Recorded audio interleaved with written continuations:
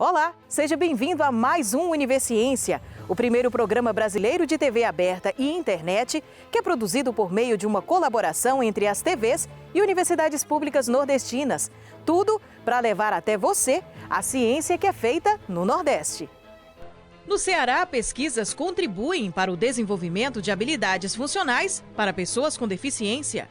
Cientistas da Universidade Estadual do Sudoeste da Bahia e parceiros entram com pedido de patente por conta da descoberta de biocombustível. E ainda, pesquisadores da Universidade Estadual da Paraíba desenvolveram um software que ajuda na diferenciação dos tipos de AVC.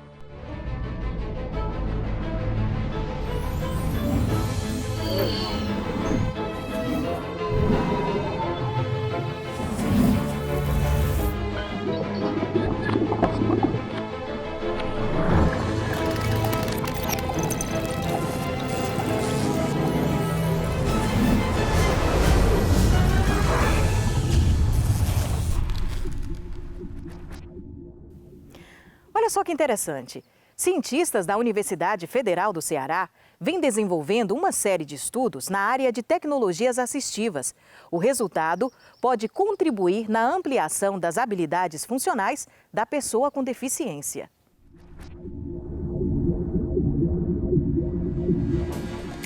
Tecnologias assistivas são todos os recursos e os serviços que contribuem para proporcionar ou ampliar habilidades funcionais de pessoas com deficiência.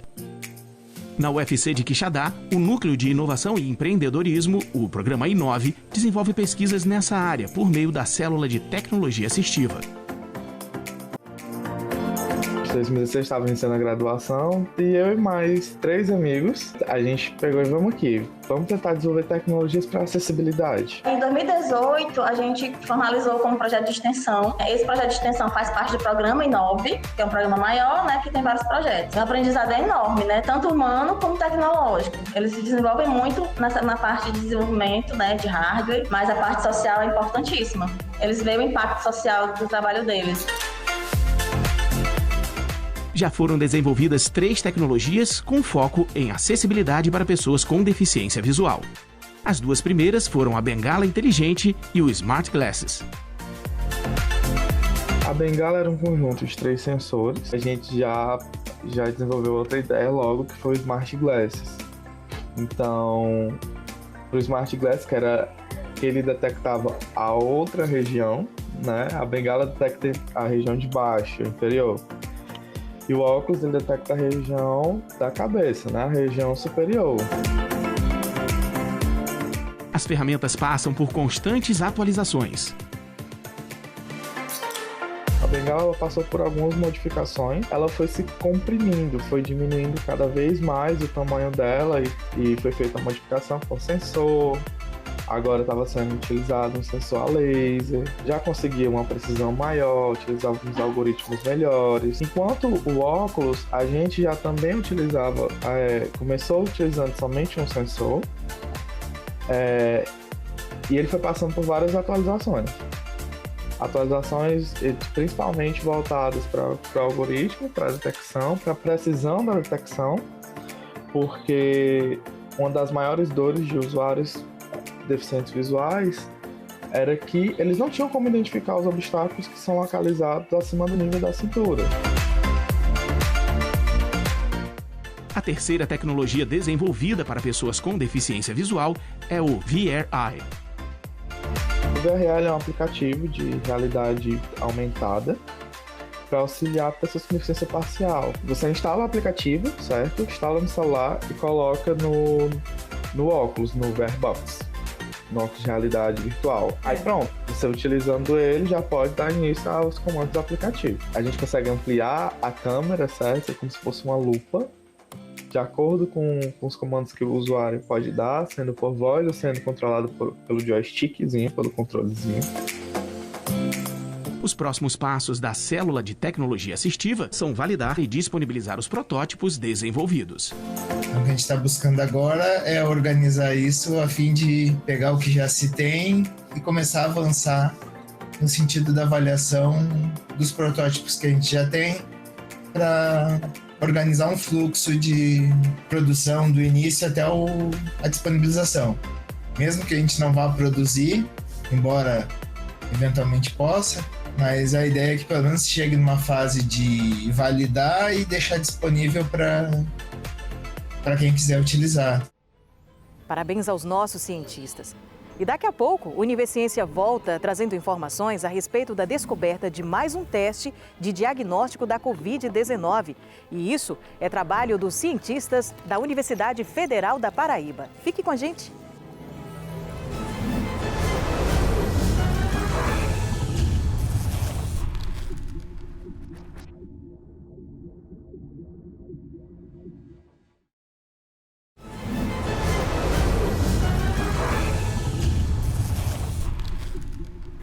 Mais uma notícia boa vindo da ciência. Desta vez, dos cientistas da Universidade Federal da Paraíba.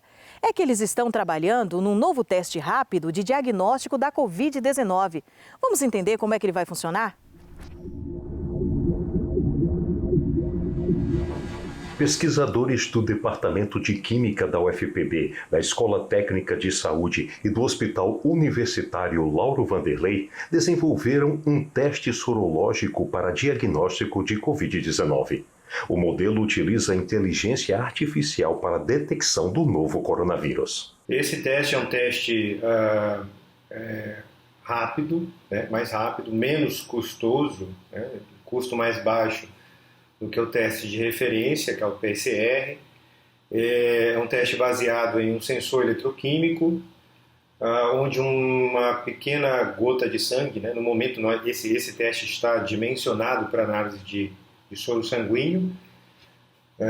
Então, uma pequena gota, uma pequena quantidade de sangue, o soro sanguíneo é separado, é colocado ao sensor. A gente obtém o sinal eletroquímico da interação entre o soro sanguíneo e o sensor, e esse sinal eletroquímico ele é tratado matematicamente por um algoritmo de reconhecimento de padrões, e ele dá como resposta positivo ou negativo em relação à incidência de Covid no momento da análise. O procedimento é rápido, de baixo custo e pode ser realizado em qualquer lugar. Esse procedimento leva em torno de 30 a 40 minutos. O sensor é um sensor de baixo custo. A técnica empregada é uma técnica eletroquímica também de baixo custo, associada a um equipamento que pode ser facilmente portabilizado. Então pode ser levado a qualquer espaço, qualquer local, sem uma estrutura complexa de laboratório. O próprio uso do equipamento não requer um treinamento complexo para sua execução. Então, essas são algumas vantagens desse teste. O uso da inteligência artificial, esse algoritmo de reconhecimento de padrões, ele facilita bastante o desenvolvimento de sensores eletroquímicos mais simples. O projeto, que teve início em julho do ano passado, envolve ainda o desenvolvimento de outro teste para diagnóstico de Covid-19. São testes mais tradicionais, no sentido de poder identificar a presença do vírus. A ideia é identificar a presença do vírus através da interação específica do vírus presente na amostra sanguínea ou na saliva. É importante também frisar aqui o teste que já foi desenvolvido também pode ser adaptado para análise de saliva. No momento ele é um teste sorológico, mas ele pode ser facilmente adaptado à análise de saliva. Então esse outro teste está sendo desenvolvido, é um teste que baseia-se na interação entre o vírus e algum modificador do sensor, geralmente um anticorpo, na presença no sensor eletroquímico. E a intenção de desenvolver esse outro teste é detectar a presença do vírus em amostras de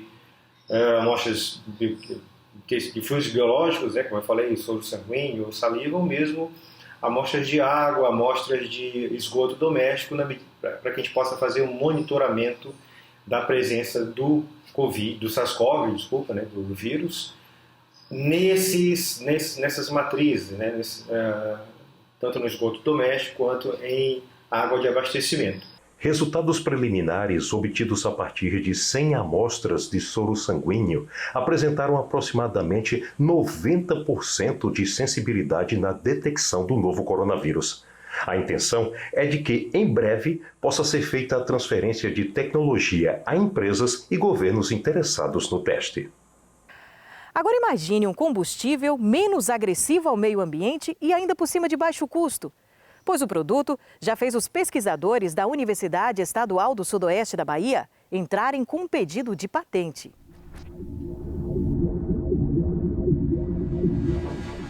O grande desafio hoje da pesquisa de base, né, é produzir novos processos, né, porque o biodiesel ele tem que ser competitivo no seu processo de produção para ele competir com o diesel, né? Então, baseado nisso, nós temos que fazer pesquisas de base. E uma delas é usar biocatalisadores, né?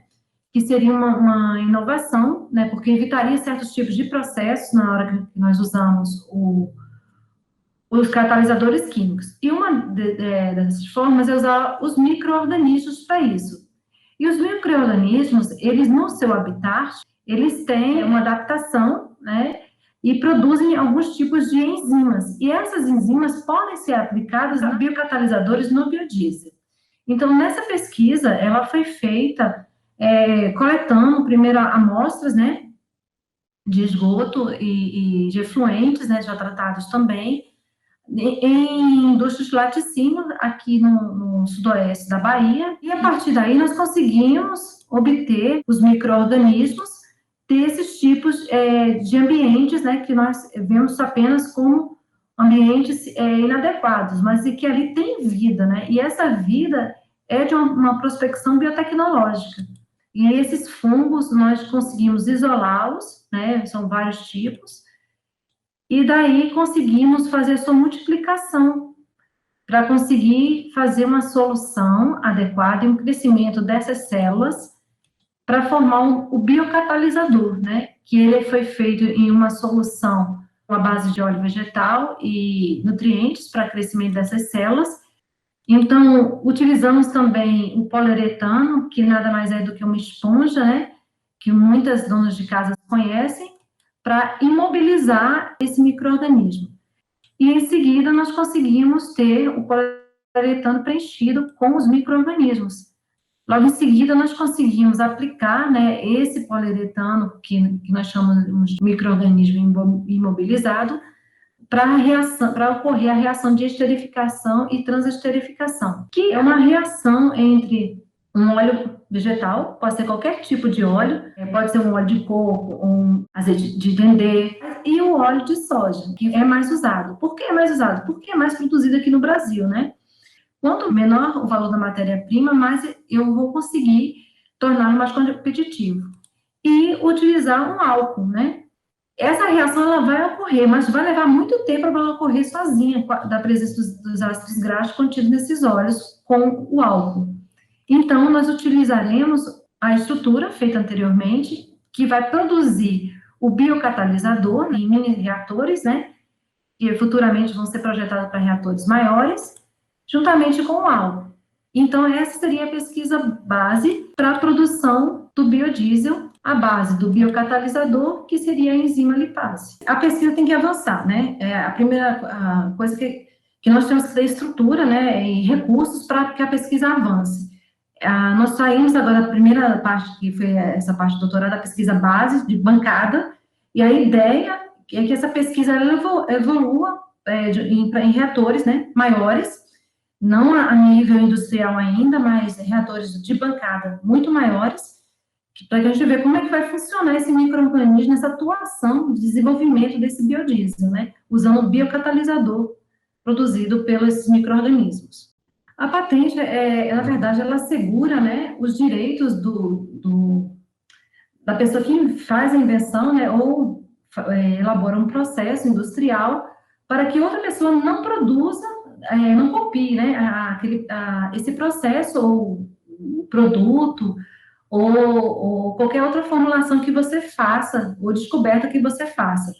E na pesquisa a questão mais, a patente ela é feita mais também pela maioria dos pesquisadores, para assegurar, né, com a intenção de voltar verbas, né, que o processo consiga chegar à indústria e a gente consiga captar verbas para a universidade, né? Essa é a nossa intenção de gerar essas patentes, para que a universidade consiga se manter à base dos projetos da pesquisa básica, né? Futuramente, a gente produzir o nosso próprio biodiesel numa indústria que alguém deseje fazer isso, desenvolver essa tecnologia, né? Ser desenvolvida a nível de mercado. Fazer uma produção de biodiesel, né? Que ele seja mais barato possível e para competir com o diesel, né? Para que seja interessante o investimento numa indústria futura, né? Para que ele seja competitivo. E como nós, aqui no Brasil, nós temos muita área de plantio, o óleo de soja é uma alternativa viável, né? Porque nós temos uma boa produção de óleo de soja. É diferente de alguns outros países que não têm essa produção tão intensa do óleo vegetal, nós temos essa vantagem, né? Então, seria uma expectativa positiva, né, nessa questão de produção. Mas ele pode ser aplicado, esse biocatalisador, para o reuso de óleo a partir de frituras, de óleo, qualquer tipo de óleo vegetal. Então, isso pode ser até uma questão ambiental também, de você utilizar um resíduo que acaba sendo descartado de modo inadequado, ser recolhido, né, e produzido para os carros. E o impacto, e fazer a redução desse impacto da poluição. E depois do intervalo, cientistas da Universidade Estadual da Paraíba desenvolvem um software que é capaz de detectar os diferentes tipos de AVC. A gente volta já já.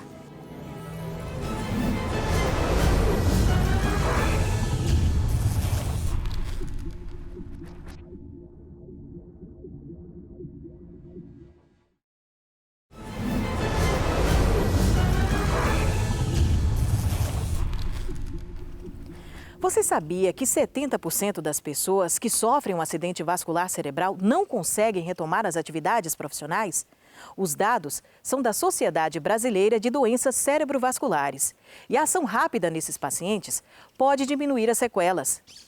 E pesquisadores da Universidade Estadual da Paraíba desenvolveram um software que é capaz de diferenciar os tipos de AVC. Tudo para facilitar para os médicos não especialistas iniciarem o melhor tratamento para o paciente no menor espaço de tempo. O software foi desenvolvido dentro do Laboratório de Imagens e Sinais do NURTS da Universidade Estadual da Paraíba. A ideia dos pesquisadores é que a partir dele fique mais fácil fazer o diagnóstico dos pacientes e a diferenciação entre os tipos de acidente vascular cerebral, o AVC. Essa pesquisa, ela iniciou-se com a definição de um trabalho de mestrado, de dois alunos aqui do nosso programa de pós-graduação em tecnologia em saúde. Então, em parceria com o NURTS, juntamente com a nossa equipe de pesquisadores aqui do LAIS, o Laboratório de Análise de Imagens e Sinais, a pesquisa se deu pelo fato da necessidade do atendimento emergencial em casos, especificamente, de pacientes acometidos de AVC. O paciente que chega na emergência com quadro de AVC agudo, ele apresenta normalmente um quadro clínico muito característico dessa doença e deve ser atendido o mais rápido possível para se definir principalmente o diagnóstico diferencial de que tipo de AVC está acometendo aquele indivíduo. Então, para a gente ter esse diagnóstico, é necessária a realização de um exame de tomografia computadorizada. Esse exame ele é feito em todos os pacientes que têm um quadro de AVC agudo, deve ser feito, e basicamente serve para fazer a diferença entre o AVC isquêmico, que é um quadro que ocorre por uma obstrução na circulação cerebral, do AVC hemorrágico, que é o quadro que acontece pela ruptura de um vaso arterial dentro do cérebro com extravasamento do sangue dentro do tecido cerebral. O quadro clínico muitas vezes é semelhante nessas duas doenças, então o diagnóstico diferencial é feito através do exame de imagem, através da tomografia. O problema é que nós não temos profissionais trenados especificamente para a interpretação de exames de imagem, principalmente de neuroimagem, na maioria dos hospitais do Brasil. E muitas vezes esses pacientes com AVC agudo são atendidos por colegas médicos que não têm uma formação específica para isso e se sentem até inseguros em definir realmente um diagnóstico diferencial, que é importantíssimo para se instituir o tratamento correto, a terapêutica correta. Além do que, quando se trata de um AVC isquêmico, o tempo de tratamento, inicialmente, ele é muito curto. Ele é em torno de 4 horas e meia, desde o início dos sintomas até a instituição do tratamento adequado para tentar restituir a circulação cerebral na área afetada. Então, o diagnóstico é muito importante. São 6 pesquisadores do Núcleo de Tecnologias Estratégicas em Saúde que trabalham presencial ou remotamente no processo de otimização do software. A plataforma recebe o nome de SDAC-AVC. Nós utilizamos uma técnica, uma sub-área da inteligência artificial chamada aprendizagem de máquina. E nesse processo de aprendizagem de máquina, a gente transferir a experiência do profissional, do especialista, para o computador. Então, isso é feito através de um processo de treinamento da máquina. Então, nós apresentamos para esse computador, para esse modelo que está sendo desenvolvido, vários casos e rotulamos. Esse conjunto de características aqui, de informações, representa um AVC hemorrágico. E esse conjunto de informações representa um AVC isquêmico. Então, a máquina começa a partir desses padrões, dessas informações, ela começa a aprender. Então, é dessa forma que é feita a transferência de conhecimento, digamos assim, de experiência do especialista para o computador. E a partir desse treinamento, quando apresentamos um novo paciente com características de anamnese e de imagens diferentes, ele consegue, a partir daqueles padrões que ele aprendeu, identificar se seria uma isquemia, uma hemorragia ou uma hemorragia do tipo subaracnoide. Assim, é interessante ressaltar que nessa pesquisa participaram em torno de 400 pacientes, dos quais se gerou uma base de dados de imagens em torno de 16 mil imagens. A plataforma está em fase de testes em hospitais parceiros para então seguir o processo de patente. A partir de agora, o software em si está no processo de validação. Tá? Então, após esse procedimento de validação pelo especialista, normalmente esse procedimento de validação ele é feito por uma equipe médica. É feito por uma equipe médica. Então, eles comparam a classificação realizada pelo software e pelo padrão ouro, faz a comparação com o padrão ouro que eles utilizam para diagnosticar o paciente, com um quadro dessa natureza. E após esse procedimento de validação, o software em si vai passar também por alguns ajustes. Esses ajustes serão definidos após o procedimento de validação da equipe médica. Outro processo em si é a melhora do interfaceamento, essas coisas. Vai passar por um teste de usabilidade. Só após isso, com injeção de novas funções, é que o software vai estar disponível. Eu acho que deve levar aí pelo menos aí mais uns 6 meses, para que se tenha o uso do mesmo. Ele vai impactar assim, diretamente o uso dele no interior do estado, ou seja, nos pequenos centros, não nos grandes centros médicos, mas nos pequenos centros, onde normalmente não há médicos especialistas em determinadas áreas. Então, um plantonista lá no hospital do interior, quando recebe um paciente com um quadro desse, o software em si irá o ajudar bastante, o auxiliar no diagnóstico. E são pesquisas como esta que trazem um pouco de esperança para as pessoas que sofrem um AVC. Parabéns aí mais uma vez aos nossos pesquisadores. Bom, o Universiência de hoje fica por aqui.